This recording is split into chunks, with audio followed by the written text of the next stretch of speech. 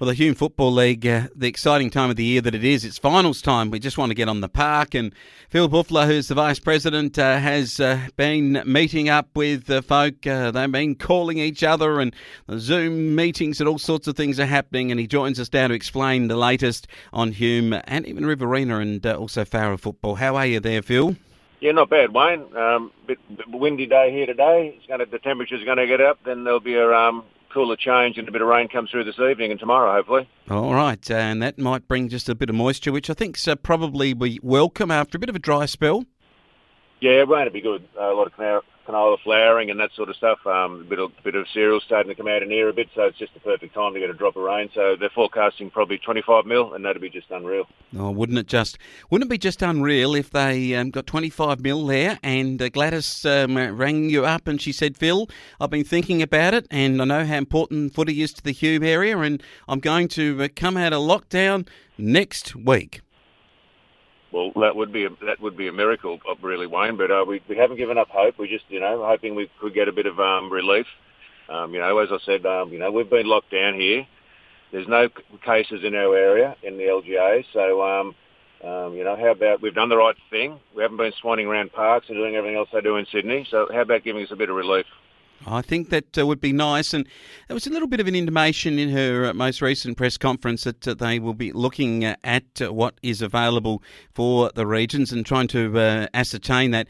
Now, you've had your meetings, and the clubs have made a fairly direct decision, and as has AFL Riverina, about where the season should finish.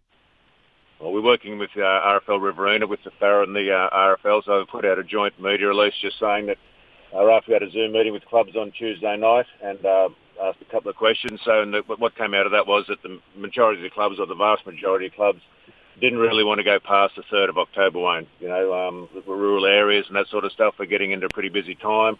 Cricket starts and really enthusiasm wanes the longer we go without playing. So, so the 3rd of October, that Sunday, that weekend would be the further we'd like to go.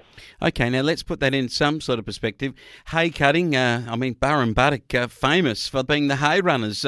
You blokes in this area are wanting to get out there to cut some of the hay, and I'd say with just this little dry spell we've had and maybe a bit of moisture, hay could be just right to go, and so there'd be a lot of fellas that would be caught up in the beginning of what is effectively the harvest period. It's a busy time heading into the spring, Wayne, so, we're just all hands on deck a little bit. At the end of the day, footy's a sport and farming's our occupation, so, but we're mindful. As I keep saying, we've got to remember at the end of all this, we've had 16 great rounds of home and away football, and that's important to remember. So if we can't get a final series up, it's a lot better than it was last year where we had nothing. Yeah, it is, certainly is, Phil. Well, that would bring you to the 2nd of October would be a grand final. Working back, you'd have preliminary finals on the 25th. Working back, you'd have the current top 6 in the first weekend on the 18th.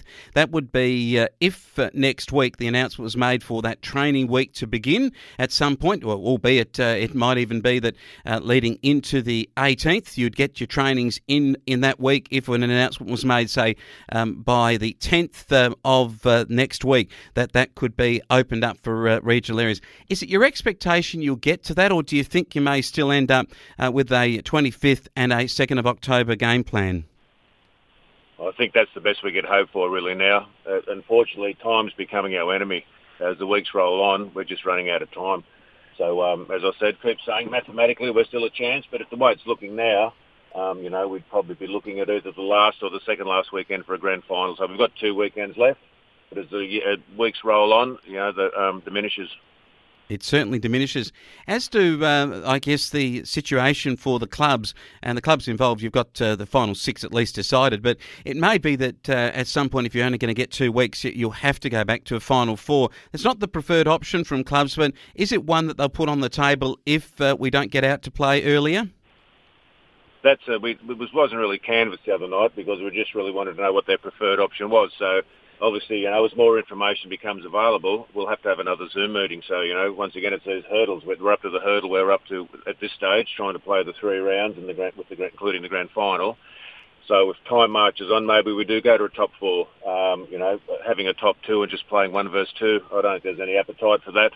and there's probably not a huge appetite for a top four, to be truthful about it all. As I keep saying, if you finish sixth, you've got as much right to be in the final as if you finish first. So, do we compromise the final series and rush it through and just have 1 or 2 weeks, or what do we do? So, once again, we'll get back to clubs and we need feedback.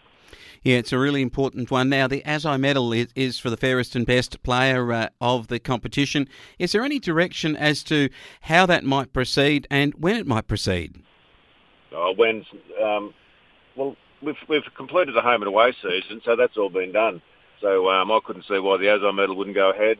Club championships, Rising Star, all those sort of things, netball awards. So that's been, it's been finalised, the home and away season. So I think at some stage that will go ahead. I mean, we haven't really talked about that. Once again, that's down the track a little bit. But, and once again, numbers and that sort of thing. We've got I think they were saying the other day at a board meeting, there's quite a large area out at the Henny Field Day site we could possibly use. When Henny have had a few functions out there where, we could get a few more people in. So, do we do that, or do we have a few less people at it, or do we just have some sort of a live streaming type thing? And I'm not just sure how it would work. So that's, once again, that's another thing to talk to the clubs about. It certainly is now, and with that in mind and the clubs and their decision-making process, is there a buoyancy still amongst the final 6 clubs in the competition? Are they still very buoyant about the comp? And I guess for those that are in the other grades, your seconds and your thirds and so on, is there a buoyancy about the place to get back? Yeah, I think there is still, Wayne. As people have, they've completed the season. But once again, as the season stretches out and, there's more weeks since you've played, human nature just says that you run out of steam a little bit. So, if it goes on much longer, people are becoming a bit blasé about it all. But at this stage, I think people are pretty keen to get out there. We've had a great series, home and away. Let's try and get out there and decide it with the final series. Yes. How that would work, I don't know.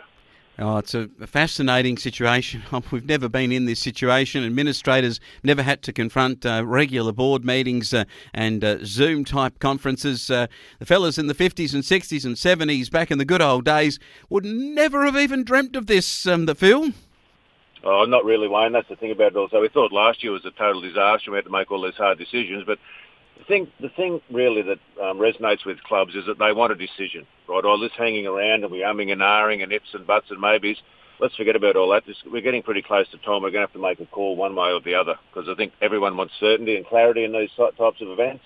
And, when we put out the media release the other day saying, well, this is what we're stopping at, a few client texts from clubs saying, thank God you put out a date. Now we know what we're up to. So, once again, clarity is a great thing.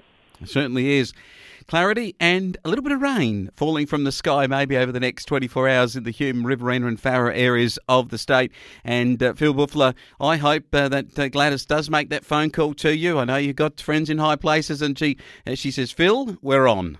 That's it, Wayne. You better hang up because I reckon she's about to call. Phil Bouffler talking Hume Football. Great to talk to you today. Thanks, Wayne. See ya.